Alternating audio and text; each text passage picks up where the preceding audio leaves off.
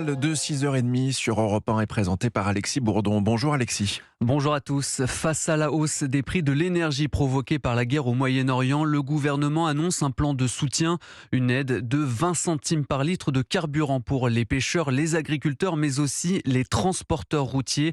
Les entreprises qui attendaient ces mesures étaient déjà en difficulté avant même la crise pétrolière. Aurélien Fleureau. C'est le secteur le plus aidé par le gouvernement, 50 millions d'euros débloqués à destination des entreprises les plus impactées par la crise. Elles vont bénéficier d'une aide forfaitaire exceptionnelle uniquement pour le mois d'avril, équivalente à 20 centimes par litre.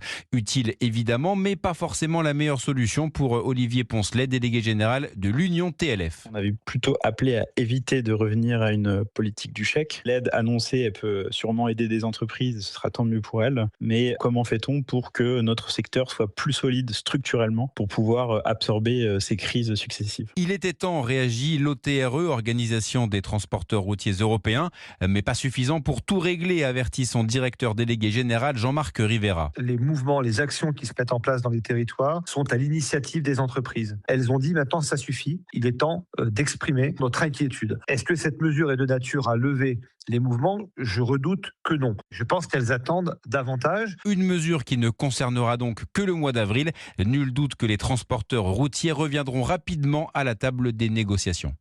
Aurélien Fleureau du service économie d'Europe